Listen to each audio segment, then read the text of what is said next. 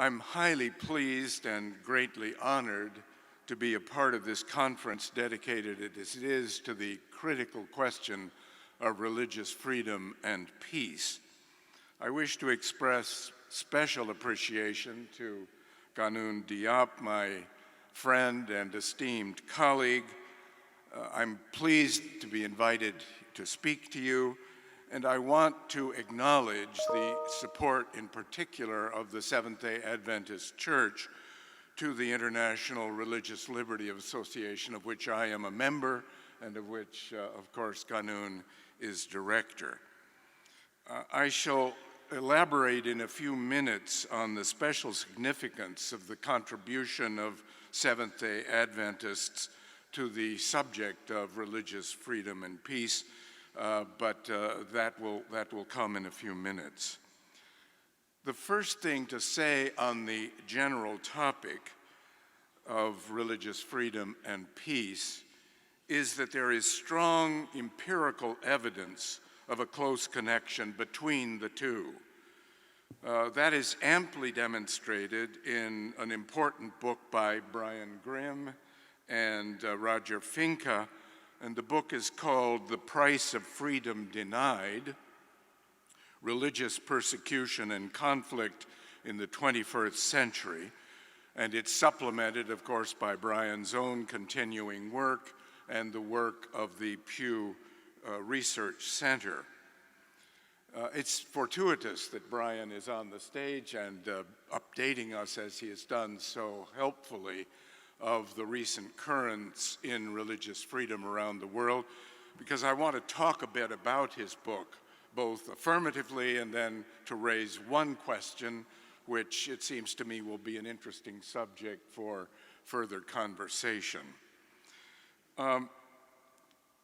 Based on rigorous worldwide study of government laws and policies, as well as social attitudes and practices toward religious belief and practice, Grimm and Finke conclude as follows: violent religious persecution and conflict rise as government and social restrictions on religion increase. The reverse, they say, is also true. We have demonstrated the pacifying consequences of religious freedom. We have found that when social and governmental restrictions on religion are reduced, violent religious persecution is reduced. They also discovered a close statistical correlation between religious freedom and other freedoms, such as social well-being. Wherever the level of religious freedom is high, there tend to be fewer incidents, they say, of armed conflict, better health outcomes, higher levels of earned income, prolonged democracy, and better educational opportunities for men and women. And Brian has just rehearsed some of the more recent evidence to that effect. Religious freedom is defined by Grimm and Finke as the standards inscribed in the international human rights instruments like the UN Declaration on Human Rights, the International Covenant of Civil and Political Rights, and the UN Declaration on the Elimination of Intolerance and Discrimination based on religion or belief. Those standards guarantee rights to the freedom to express and exercise fundamental religious and non-religious beliefs and practices, to freedom from discrimination imposed because of the beliefs either of the victim or of the perpetrator of discrimination, to special protection for minorities endangered because of their beliefs and practices, to protection against hate speech that incites to violence and discrimination, and to ensuring the opportunity of parents and guardians to the religious education of their children or wards. One set of examples of religious persecution, as Grimm and Finke use the term, would be government restrictions that violate these human rights standards, such as laws and policies that outlaw blasphemy and apostasy, or proselytizing and conversion, or that discriminate against unconventional or non-traditional religions by imposing unfair burdens or limiting access to public benefits, or that prohibit certain forms of religious attire, worship, or instruction. A second set of examples would be social restrictions that violate human rights standards, such as unofficial, popularly inspired acts of violence and discrimination against selected religious groups, including acts of terrorism and other forms of injurious harassment. One striking example of a widespread social restriction is what Grimm and Finke call the religious intolerance gap. That is the large statistical discrepancy between people who favor freedom for their own religion versus people who favor freedom for all religions. In 9 out of 10 countries studied, including the United States, large majorities consider it very important to live in a country that protects my religion. When it comes to the freedoms of others, however, support consistently fell. For Grimm and Finke, their most distressing finding is the pervasiveness of violent religious persecution around the world. That doesn't seem to have diminished very much, according to Brian's latest comments. Of the 143 countries with populations of 2 million or more, 86%, 123 countries, have documented cases of people being physically abused or displaced from their homes because of a lack of religious freedom. Moreover, persecution is evident in every region of the globe. As expected, the highest rates and most severe levels of persecution are found in the Middle East and South Asia, whereas high levels of violent religious persecution are noticeably less frequent in sub-Saharan Africa, Europe, and the Western Hemisphere. Some level of abuse or displacement, nevertheless, is present in the vast majority of countries in each region. These observations from 2011, when the book was published, have been updated by the Pew Research Center and by Brian's own work.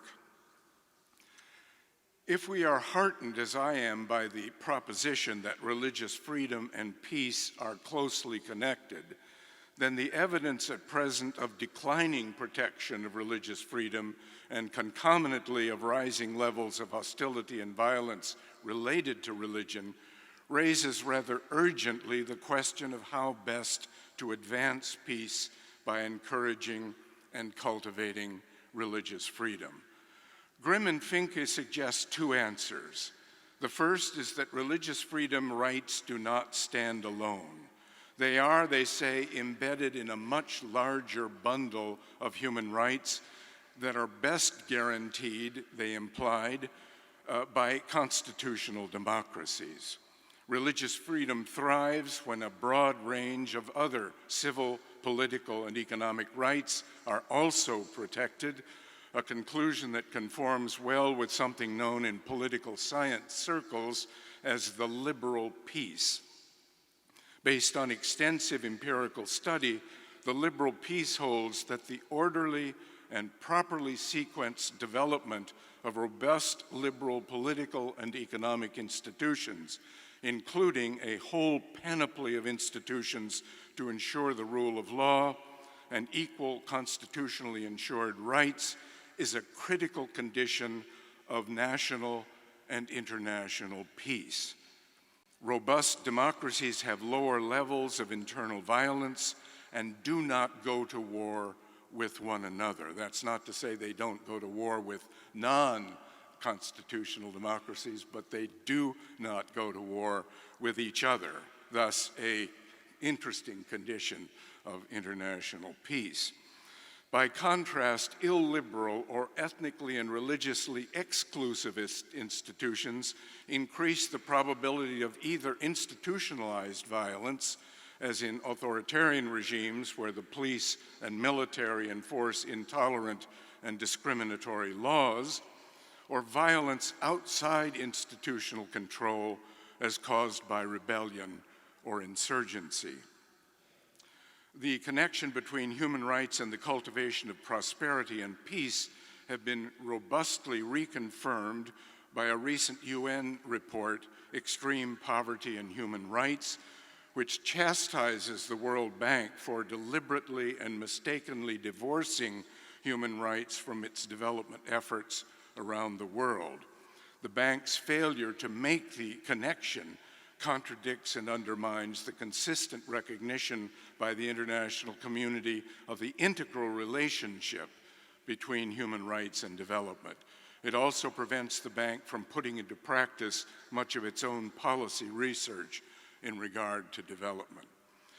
In the light of these conclusions, we should be troubled, I believe, by the spread of authoritarianism around the world, which means increasing resistance to constitutional democracy and the protection of human rights, including religious freedom.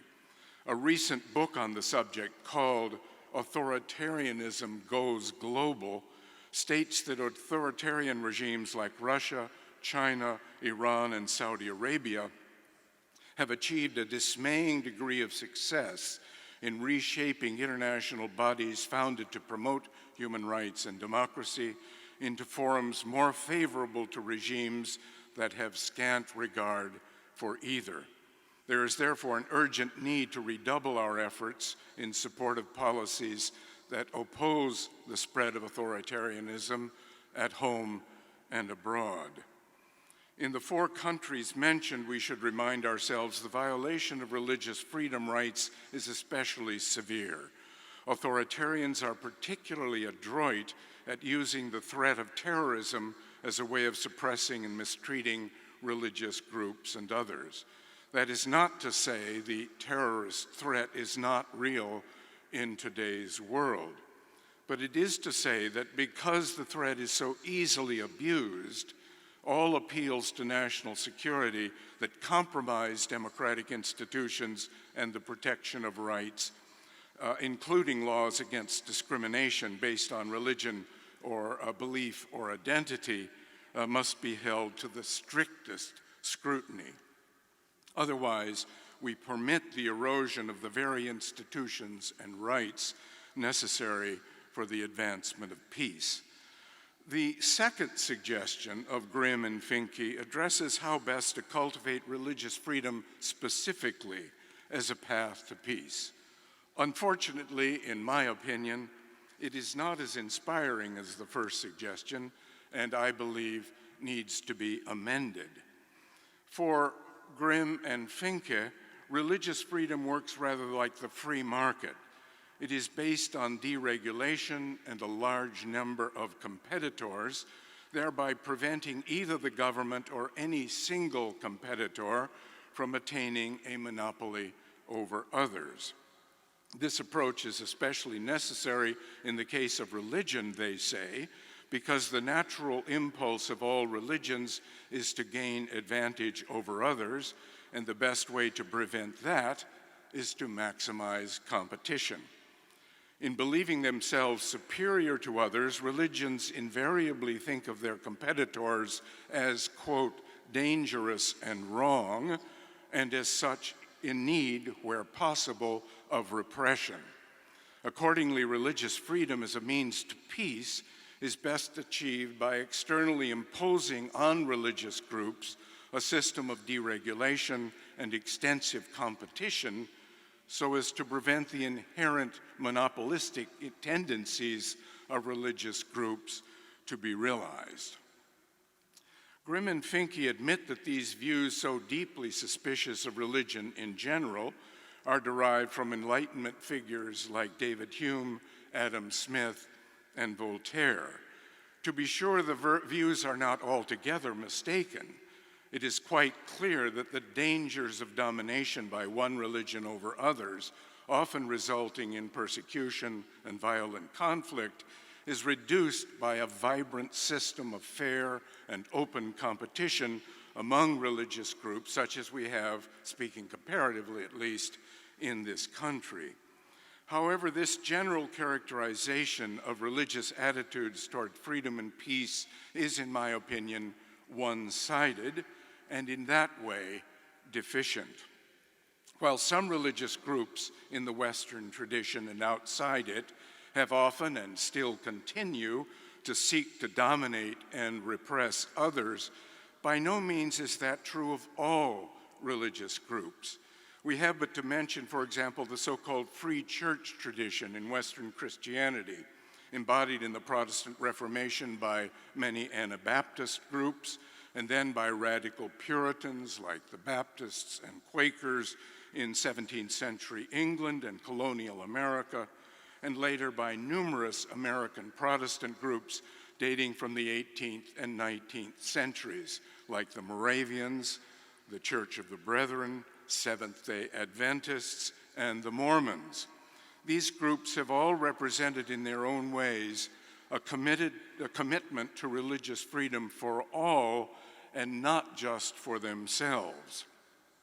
They embrace the right of religious freedom, we may say, on principle, rather than as an expedient or as a device imposed upon them against their will by a government suspicious of what it suspects is the inherent thirst for power of all religious groups. Moreover, we may also say they embrace religious freedom quite self-consciously in the name of advancing the cause of peace. Groups like these resolutely sided with the minority opinion in what Grimm and Finke call the religious intolerance gap cited earlier. That, recall, is the huge statistical discrepancy between people who favor freedom for their own religion versus people who favor freedom for all religions. Speaking for such groups, Roger Williams, founder of in 1636 of the Rhode Island colony, and himself an early apostle of religious freedom, acutely detected the stark inconsistency involved in the intolerance gap.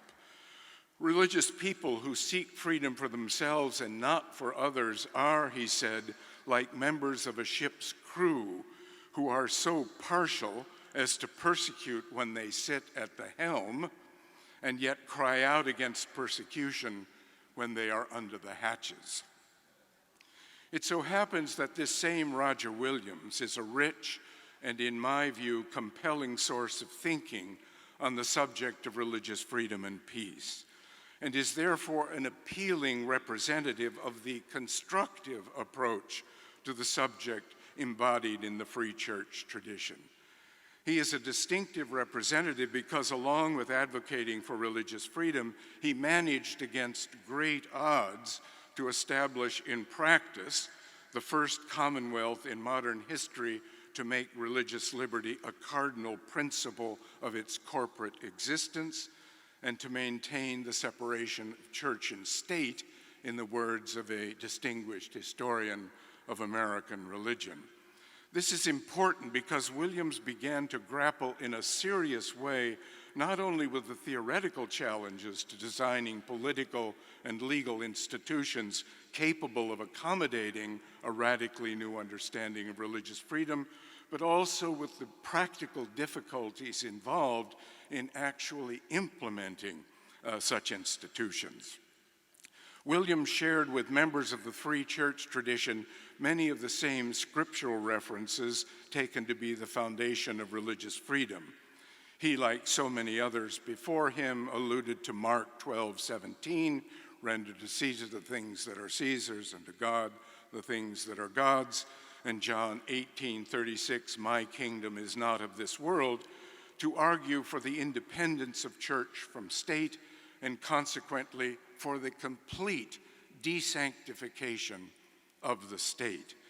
There is, he said, a sort of civil justice being a material nature designed for the defense of persons, estates, families, and liberties of a city or civil state, which cannot, now that it is under Christ, when all nations are merely civil, extend to matters of spirit and soul. Williams leaves no doubt what he meant.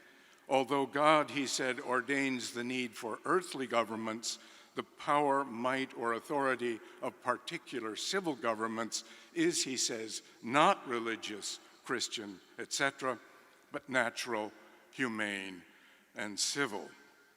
Thus, when a given government arrogates to itself the authority to impose the Christian religion upon its subjects or citizens, it is doing no less than crucifying Christ himself in shedding, quote, the blood of so many 100,000 of poor servants of Jesus by the civil powers of the world, pretending thereby to suppress blasphemies, heresies, idolatries, superstition, etc. The persecutors of conscience, write Williams, are unquestionably guilty of spilling the most precious blood of Jesus himself. It is a persistent theme throughout all Williams' writings that religious freedom is the key ingredient of peace.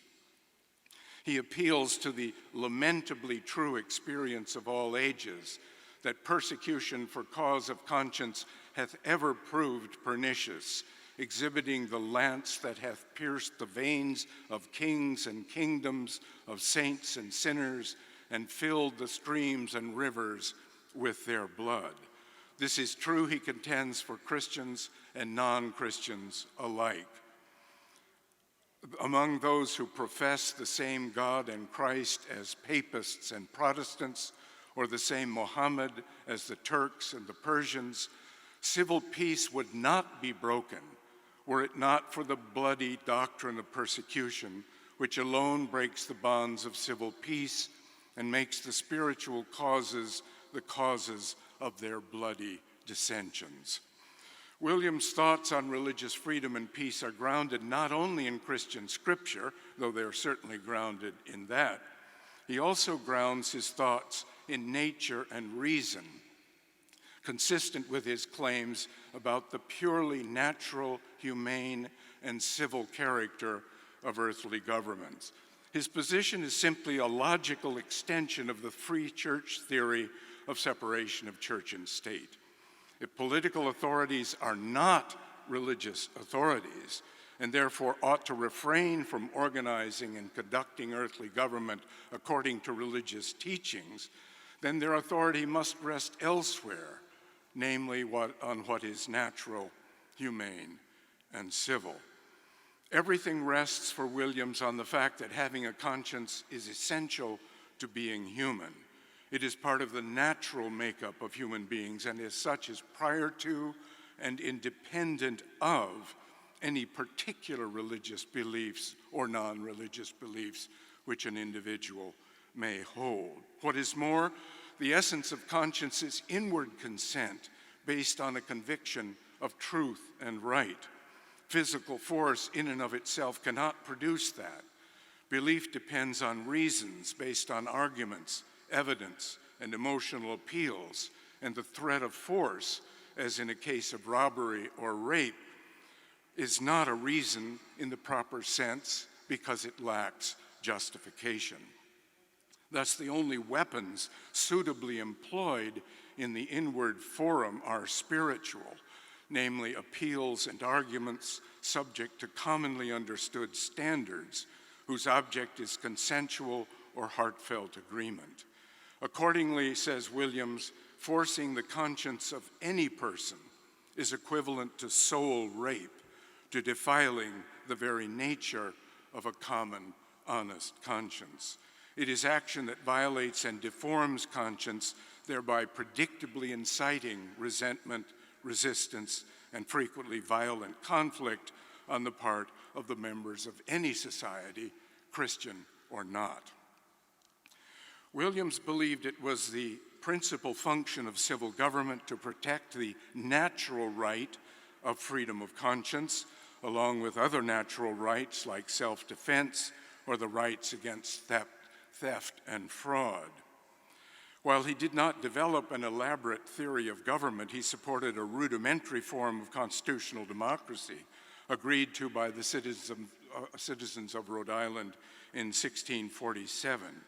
That is a government, he said, that springs from the people's choice and free consent, and is one that includes a set of criminal laws roughly conforming to the second table of the Decalogue, a court system, both trials and appeals, a set of legislative procedures based on majority vote, and an elective executive system. There are three crucial implications of Williams' thinking. One, All civil governments authorized to implement the law by means of physical force ought to be prevented from using force to instruct or punish conscience, thus ensuring freedom of conscience or religious freedom, which come to the same thing.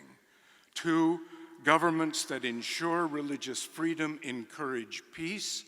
Those that do not encourage violence. 3, governments best designed to protect religious freedom also protect other basic rights within the framework of constitutional democracy. In conclusion, we must hasten to add that the Rhode Island colony that Roger Williams founded and tried hard to administer throughout much of the 17th century did not by any means achieve immediate peace and tranquility. Returning from England in 1663, carrying a charter that included an astoundingly broad provision for religious freedom, Williams encountered a community so torn with dissension as to be a virtual anarchy, as one historian put it. Despite such difficulties, however, Williams never changed his mind. Against huge odds, he persevered indefatigably to stand up for religious freedom and the separation of church and state as cardinal principles of a well-ordered government. Both the conditions Williams encountered and his own response are important to remember. They remind us that creating and maintaining a political order that guarantees religious freedom is not easy. Living with diversity of dearly held beliefs and practices appears to a distressing extent, often to rub human beings the wrong way. Grimm and Finke were not altogether mistaken. The thirst for dominance among religious groups, as among all aspects of human life, is very intense, as their depressing evidence of widespread intolerance demonstrates.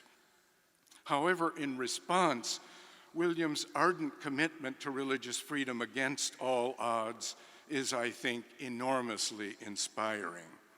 In the thick of the alarming conditions he witnessed, he made a kind of impassioned wager that in the long run, religious freedom and peace actually do go together, and placing that bet was of urgent significance for understanding the moral and spiritual foundations of human society. Here, the positive evidence of Grimm and Finke is very relevant. Their impressive case that heightened provision for religious freedom does in fact go closely together with the reduction of violence turns out to be a strong confirmation of Williams's wager. Williams also accurately intuited that the best hope for securing a system of peaceful coexistence is guaranteeing the right of religious freedom and other basic rights by building and managing constitutional democracy. But the most powerful lesson of all, I propose, is the importance of a constructive commitment to religious freedom, such as is found in the free church tradition and in the groundbreaking thinking and action of Roger Williams. Promoting peace both by embracing religious freedom as a value in itself and as part of a broader system of rights assured by constitutional democracies is surely enhanced by the efforts of people fervently dedicated on principle to the cause and not just reluctantly driven to it by outside forces. That, at least, is something worth considering. Thanks very much.